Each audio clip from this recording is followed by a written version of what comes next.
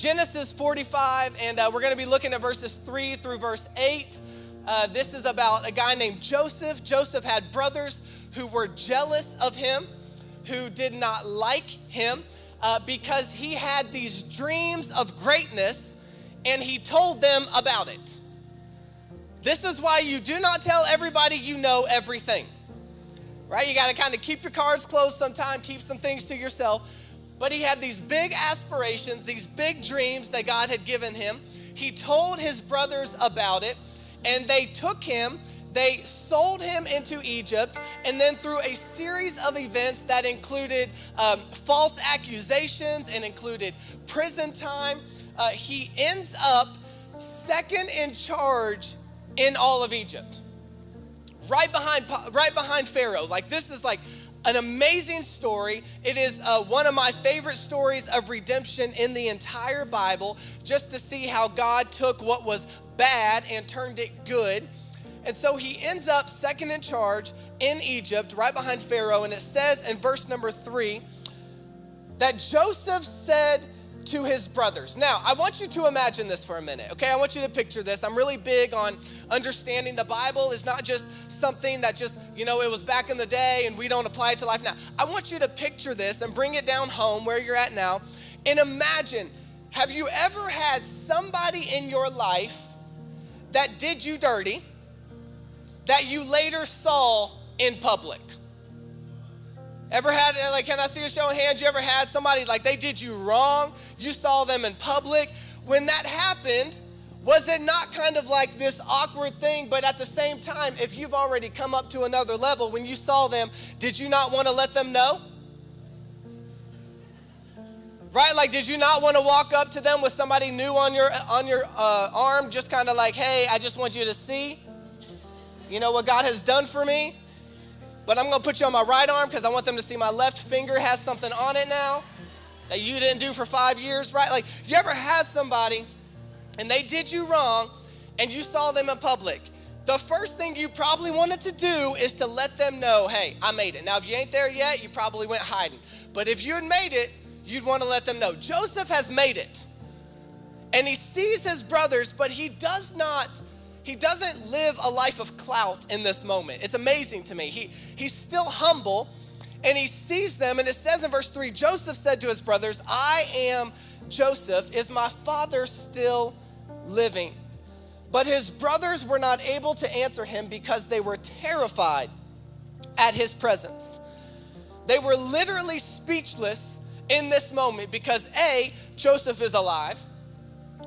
B, he's second in charge in all of Egypt, and C, all the things he told them were going to happen have now happened.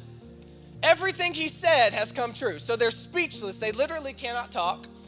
It says, then Joseph said to his brothers, come close to me. And when they had done so, he said, I am your brother Joseph, the one you sold into Egypt. And now do not be distressed and do not be angry with yourselves for selling me here, because it was to save lives that God sent me ahead of you. Somebody say there's a purpose. For 2 years now, there has been a famine in the land, and for the next 5, there will be no plowing and no reaping. But God, he says, you sold me off, but God. There's a famine in the land, but God. You didn't think I was going to make it, but God.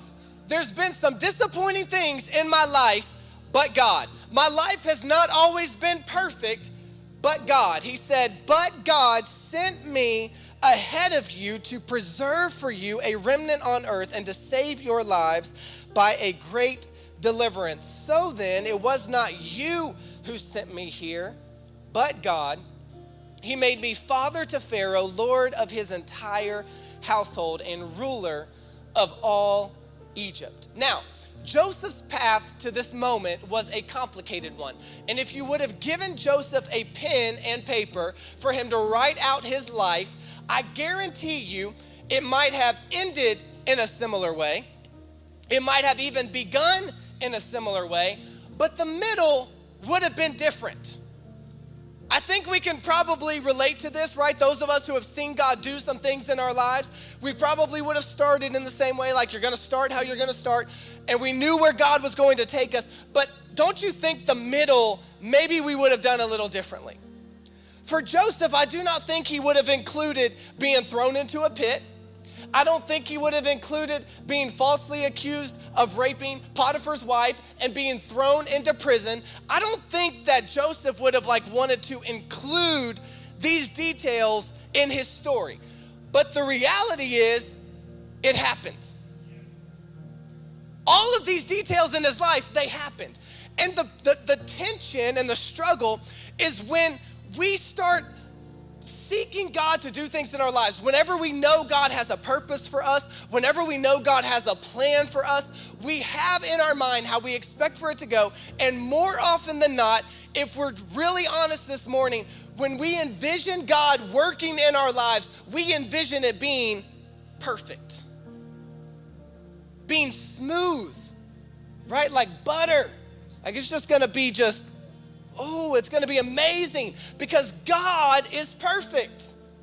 So if God is dictating my purpose and my calling and God is perfect, then everything I go through should be perfect. What I experience should be perfect. The mistakes I make should just miraculously, it's not a mistake anymore, it's okay. Because I'm doing what God called me to do. And what happens is, because life is not perfect, let's just be a testimony to each other this morning by a show of hands. If you're watching online, put a thumb up in the chat. How many of you would say, my life has not been perfect? Can I see? Everybody. So we start to think, well, since my life didn't go perfect, then I've messed up. I'm out of God's plan. I'm out of the will of what I want God to do or what God is wanting to do in my life, the purpose. There's no way God can use me. There's no way he can show up and use this mess of a life. Whether I did it or whether somebody did it to me, we start to think, after all that I've been through, how could God actually get me where he said he was taking me? There's no purpose in my life. There's no plan in my life. There's nothing great that God can do in this moment because we expect for it to go perfect. However, God never said that in order to be used by him, your life would have to be perfect. He never said in order to be used by him that your life would always go smoothly. Look at Moses. Look at Abraham. Look at David. Look at Noah. Look at Jesus. He never said life would be perfect to be used by him. He never said everything would go amazing. And at the end of the day, God can still use your life. No matter what you walked in here today, it might have literally taken everything inside of you to get up, to get dressed, to get your umbrella, to get in the car, to get here. And you're like, I'm only coming because I know that I'm at my wit's end. I've made too many mistakes. I've done too much. People have done too much to me. And there's no way God can use me. And I just want to come and just tell him I'm sorry. I just want to repent. I just want to see. It may have taken everything within you. But all I know is that it does not matter where you've been, what you've done. Does not matter what other people have done to you. Does not matter what you've experienced. God can still use you. However, when you get to the end, and when it is all said and done, you'll probably have to look back and say, it wasn't perfect. It wasn't perfect, but God used me anyways. He used me anyways. So this morning, for the second week of Imperfect Heroes, I want to talk to you on this subject. This won't look perfect. This won't look perfect. If you're taking notes this morning, write that down on your note sheet and your welcome packet there. This won't look perfect. Let's pray. God, I thank you for today. Lord, I thank you for each and every person that came out today, each and every person that's joining online. Lord, I pray that you would speak to our hearts today, that you would help us to hear from you, that you would help us to see you, that you would make yourself real to us, that nobody would see or hear from me, but that we would see and hear from you. Lord, do what only you can do. We thank you for it. In Jesus' name, amen and amen. Now, I don't know about how you feel, but I'm a big believer in kind of knowing your limits, right? Like, I think it's important to have parameters and to know your limits. I think that we all know things we can do. We know things that we probably shouldn't do. But when it all comes down to it, I think like you try, right? But if it's not going to work out, if you're going to make the situation worse, you should just kind of know your limits and turn it over to somebody else, right? Like if you've never built anything before, you probably should not go try to build a house. Right? If you don't know how to do things, if you've never fixed a car before, you should probably not be changing out a transmission. Like you got to know your limits. However, I know that we also, it's easier said than done, right? Like it's easier to know that than it is to actually do it. We want to try things, and especially myself because I'm cheap. I always want to at least try to do something before I just settle and pay somebody else to do it or let them do it.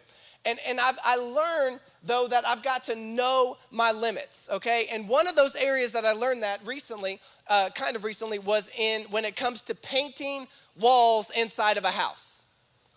I know that I cannot paint walls inside of a house. I thought I could not paint very well. I'm not patient enough.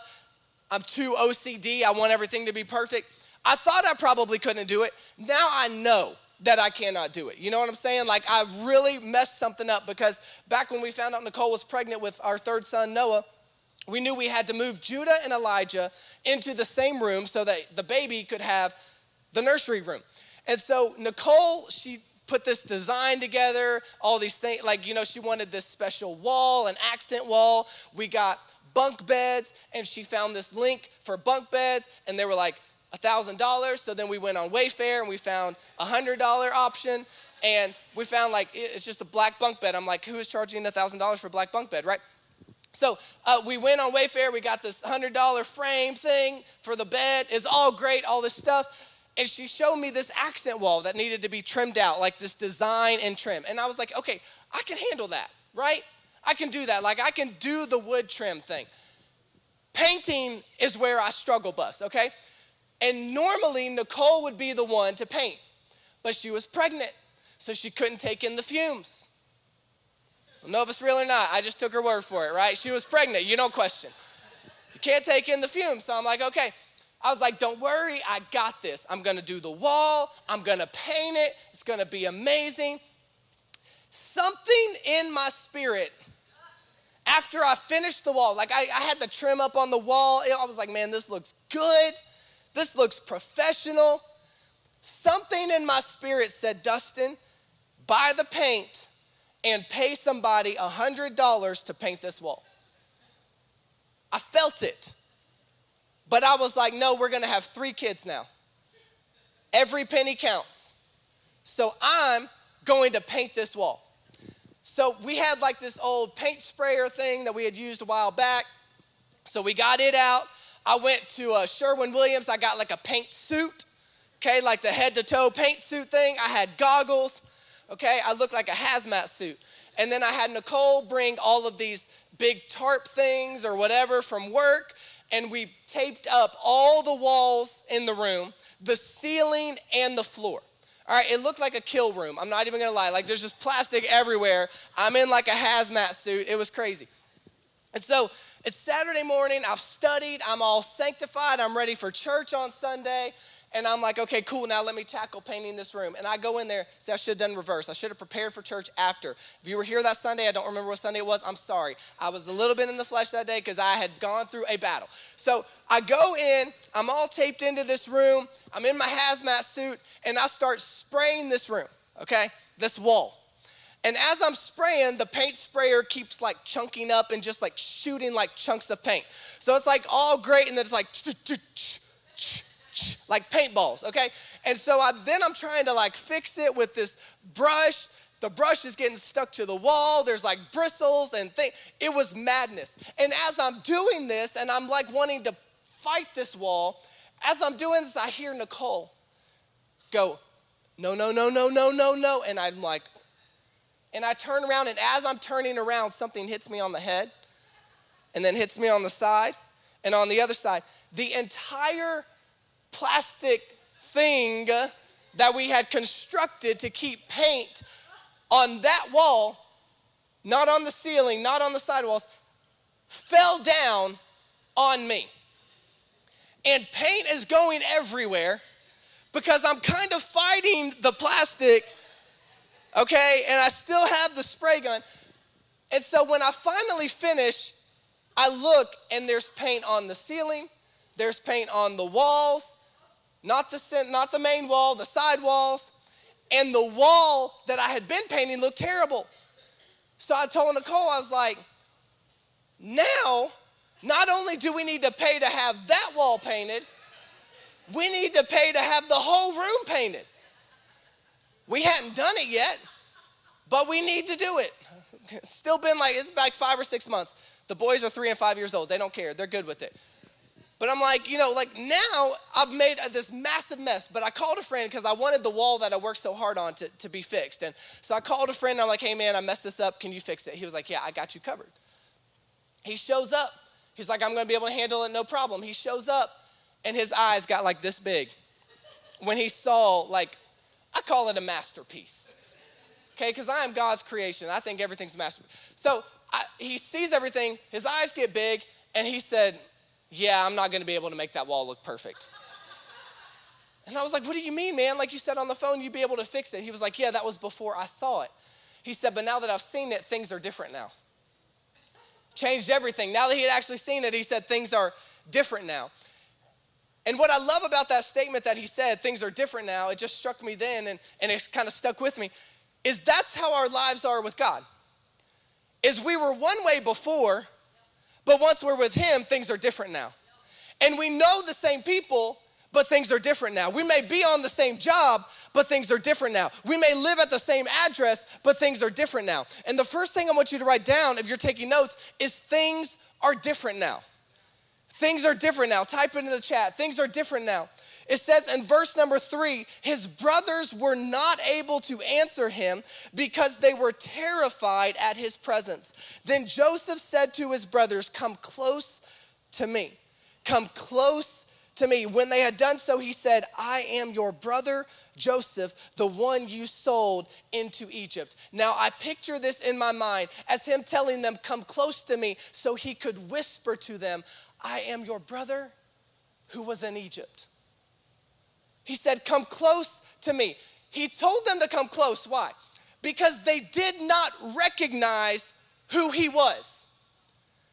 They did not recognize Joseph. He was different than the last time that he had seen them. Everything about him, his position was different, his look was different, everything was different in this moment. Because when God shows up in your life, it makes you unrecognizable to those who knew you before.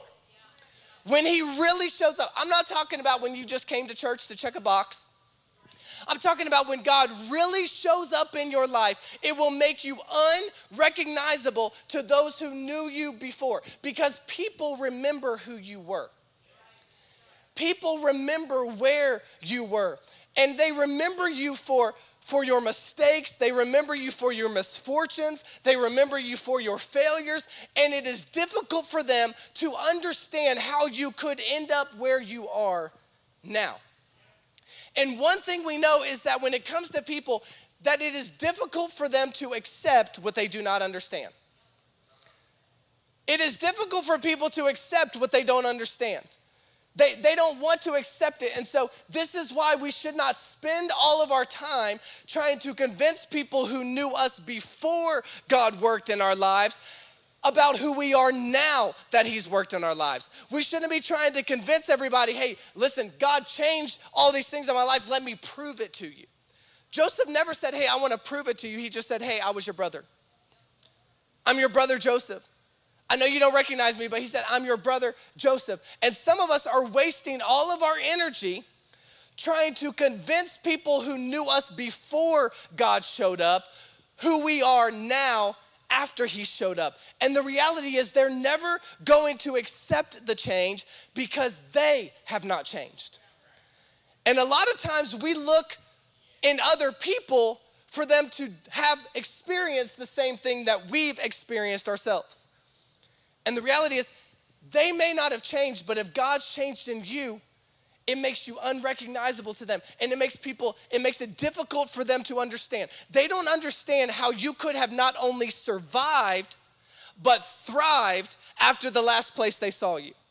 How many of you would say, since God showed up in your life, since God moved in your life, you are different now than you were when you started following after him, right? Like we should be. That is the goal. That is what we're striving for day after day. And people don't understand. How could you be different? Like I remember you when you were making the mistakes. I remember you when you were falling flat on your face. I remember you when things were not going the way that you wanted them to. I remember all of that. How could you be in the place that you're at now? Because see, people don't understand that they actually did you a favor. Anytime somebody leaves your life or turns their back on you when you're following after what God has for you, they've done you a favor because they were only ever going to hold you back. They were only ever going to keep you back. There was this show back when I was growing up. I don't know if you remember. It's before Fixer Upper, okay? There was a show called Extreme Makeover Home Edition. You remember this, right? Like people would have a house. They'd come in. I'm a little suspect on the time frame, but they said in like a week that they would make all these changes. It's the same house, but it would be completely different. The inside, the outside, everything was completely different. Right, and they'd be like, move that bus, and the bus would move, and they'd be like, oh, like it was just amazing every time. Love that show. Some of us need an extreme makeover in our lives. Not physically, but spiritually. Some of us, we've had an extreme makeover in our lives. We are the same person, but we're different now. We've changed now. We're not where we used to be. We're not who we used to be. We're not in the places that we were. We needed a change of scenery. We needed some adversity. We needed some different surroundings in our lives. That's what's going to bring about the change. And so often we think whenever this happens, whenever this transformation is taking place, we think that it is the end, but the fact is it is truly the beginning. Whenever God starts showing up in your life, think about it. For Joseph, God started showing up in his life in the pit. I mean, do you realize this? Like, Joseph talked about what God was going to do. He shared what God was going to do, but God did not actually start the process until Joseph found himself in a pit. When Joseph was thrown into the pit, he had to have for a moment wondered, is this the end? Is this how it ends for me? All of my brothers have turned their backs on me. Every single one of them have turned their backs on me. There is no way that I'm getting out of here on my own. But then God moved on one brother and was like, hey, let's not leave him in there. Let's sell him to somebody. So then he gets sold into Egypt. And he had to think, this is the end. This is my life. Because when we know what God is going to do, we have figured out how he's going to do it. So when things start to go negative instead of positive, it is only natural for us to begin to wonder, did I mishear God? Did I misunderstand what he said? Because I know that he told me that there were these amazing things he was going to do in my life. But here I am in a pit. Here I am being sold. Now I'm being falsely accused. And now I'm in prison. Those are 4 different times that Joseph could have felt like it was the end. But when Joseph was thrown into the pit, it was not the end. It was only the beginning. It was the beginning of what God was going to do. In the most difficult moment of his life, it was the moment that God started. And it's so difficult for us because we have the perfect picture all figured out. We know how God's going to do it. We know how God's going to show up. We know how God's going to use us for greatness. Joseph's like, I know that God's going to make me great. I know he's going to do all these things. I know he's going to show up, show out. It's going to be amazing. And then he ends up in a place of obscurity. And in those moments when our perfect plans are ruined, we can begin to think, maybe God isn't going to actually do what I thought he was going to do because things are different now.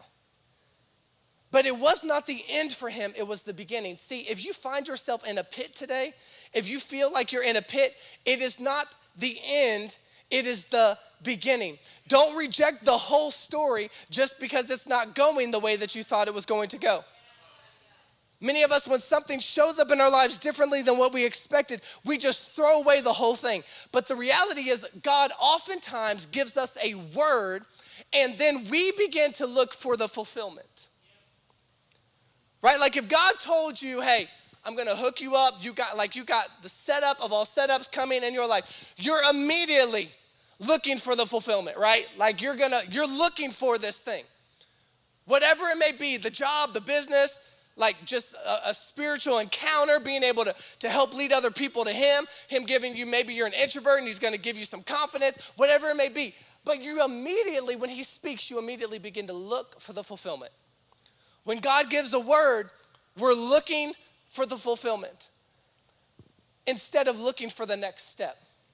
And my challenge to you today is when God speaks into your life, when you hear from him of, hey, this is going to happen, or I want you to do this, instead of looking for the fulfillment all the time, instead of looking for the mountaintop experience, what would happen if you started to look for the next step? God said, I'm going to lead you here. Great. What's the next step? What's the next step? Because God told Joseph, he said, hey, you're going to be great. And then Joseph ended up in a pit. But the pit was not the end, it was the next step. Because see, the next step never looks like fulfillment.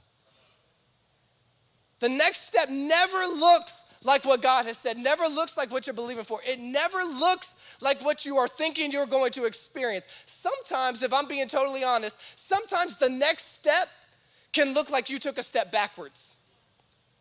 Because sometimes God has to remove some things in order to get you where you needed to go. Joseph was never going to be able to step into greatness so long as he was surrounded by his brothers. They weren't going to let it happen. So God said, I need to figure out, I got to remove you from this surrounding. And Joseph felt like he had taken an L, like this is a loss, this is the worst. But God removed him from there. It was a step in the right direction, even though it felt like an ending. I'll say it to you like this. When God may tell you he's going to give you an oak tree, don't look for the oak tree, look for the acorn. God's like, gonna get an oak tree. Cool, where's the oak tree at? I don't see it. Oak trees take time. And they start with an acorn. Because the best things that God does start with small, unexpected, and undesirable situations. It starts in the places that you would not ever expect, because sometimes what seems like the worst is really the best. Sometimes what seems like the ending is really the beginning, because God's love is a protecting love, but it is not always a preventing love, which means he will protect you, but it doesn't mean you will be prevented from going through everything that you're going through. And so often we end up in these imperfect situations and we think that we are outside of what God is wanting to do, that he's no longer going to be able to work through us because of this and this and this and where I'm at and all this stuff. And God said, no, I'm protecting you through this situation. I'm protecting you through this experience, through what you are going through. But we think that it was the ending and it's really the beginning. A lot of times we think that it disqualified us, but in truth, it prepared us. And we talked about that last week. That what you think disqualified you actually prepared you. But the people who knew you when you were disqualified will not understand how God can use it to prepare you.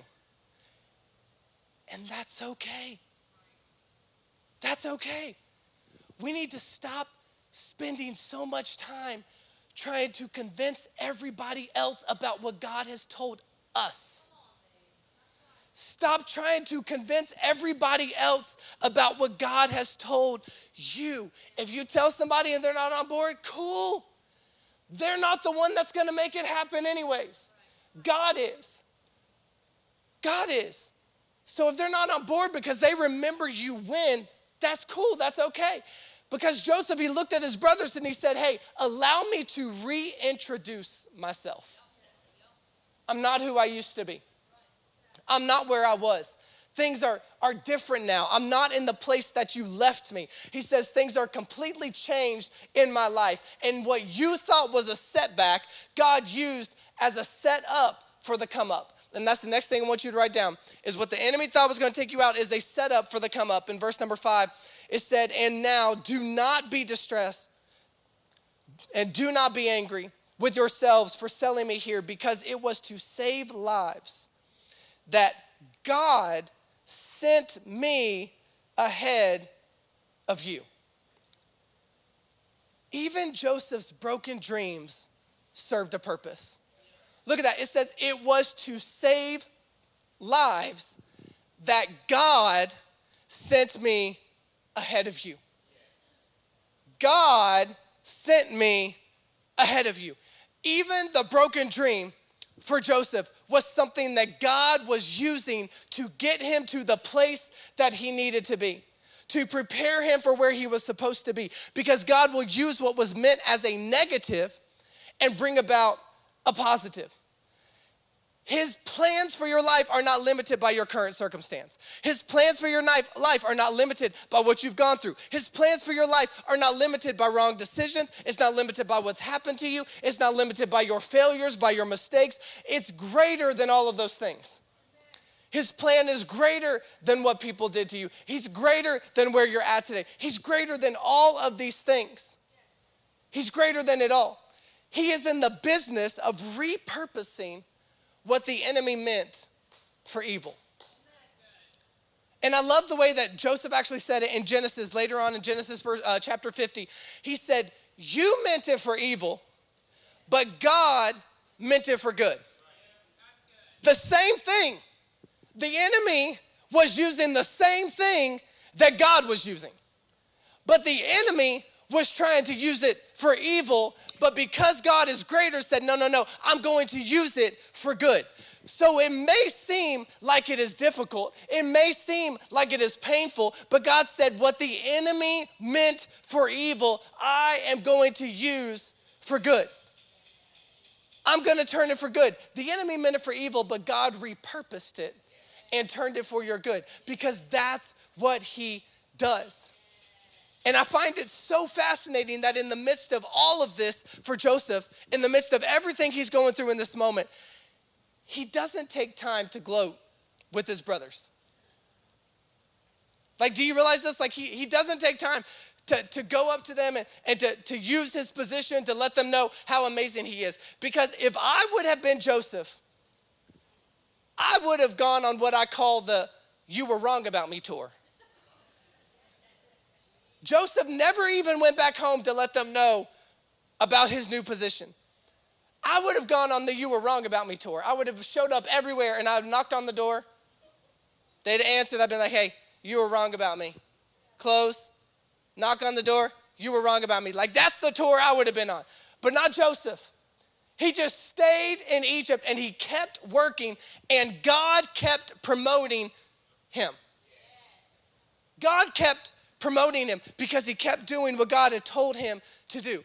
He didn't get wrapped up in the drama. He just kept doing what God had told him to do, and God promoted him. Because when God promotes you, you don't have to tell everybody else. God's promotion is going to speak for itself.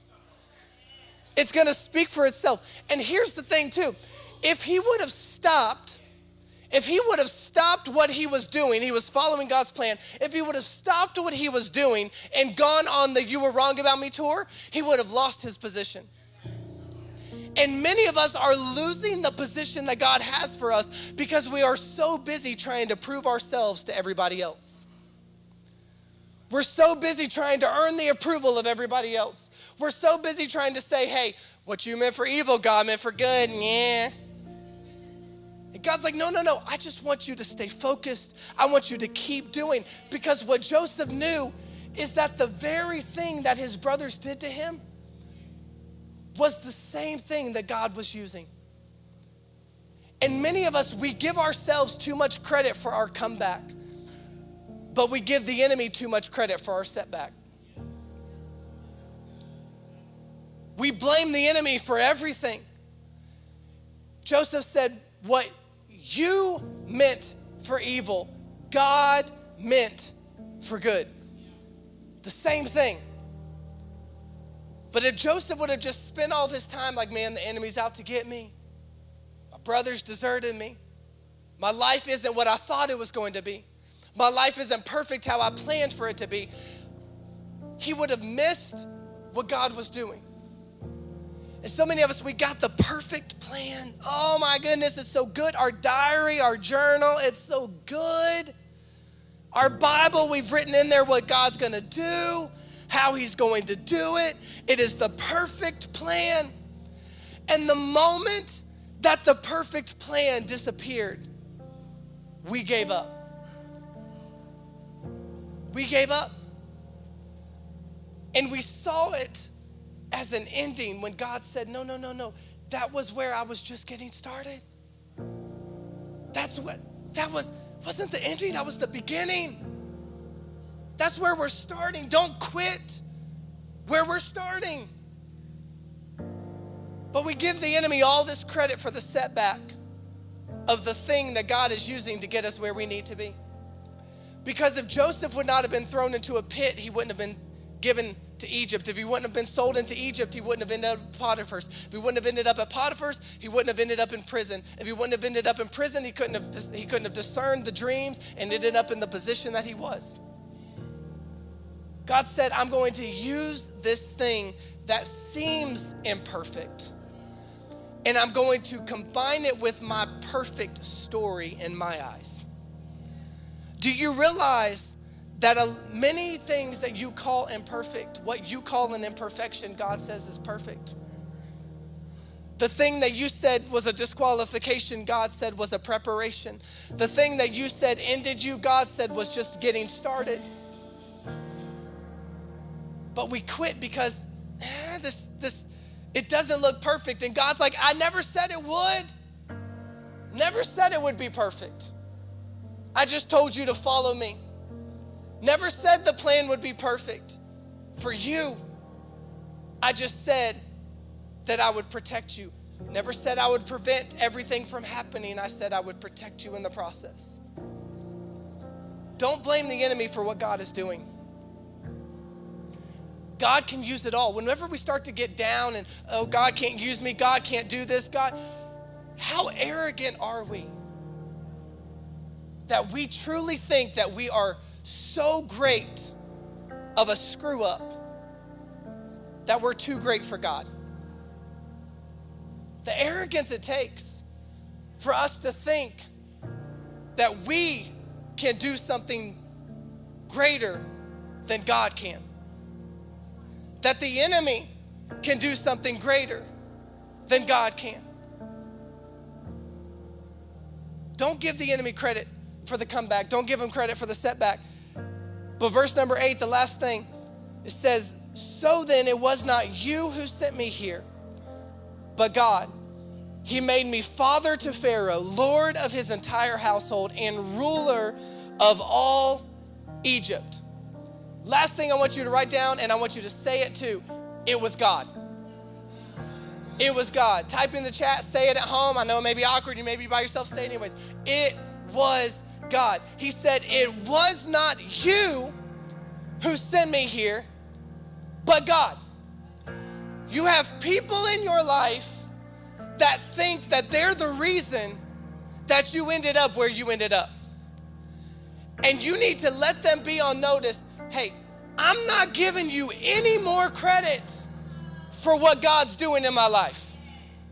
I'm not giving you any more credit for how God is going to show up in my life, because it was not you, it was God. It was not you that deserted me. It was God that had to get you out of my life. It was not you that put me in this position. It was God that had to get me to the place I needed to be. It was not you, but God. We're trying to prove ourselves to people who have nothing to do with your breakthrough. Nothing to do with God's plan for you. It was not them, but God. Stop giving the enemy credit for what God is doing. I know that it may not be perfect, and I know it may be amiss, but it's the avenue through which God is using to get you to the place that you need to be. I know that you had the picture-perfect family when you started on this journey. Everything, man, the kids are going to be best behaved. It's amazing. It's going to be perfect. It's going to be wonderful. Maybe it's not perfect, but God can use it anyways. I know when you started your business, everything's going to be perfect, going to be like, Fortune 500 in the first 3 years. And now it may not seem that way. It may not be perfect, but God can use it. It may not look perfect to you, but God said, hey, I never told you this would look perfect. I just told you I could use it. Instead of being so upset with how it is or what it feels like or what it looks like, make a decision. God, use it. Use what seems imperfect to me to bring about your perfect story. Use what I feel like is an ending to show me that it's the beginning. Even if it doesn't look perfect, God, I'm going to follow you. I'm going to obey you. I'm going to listen to you. Every step. Every step.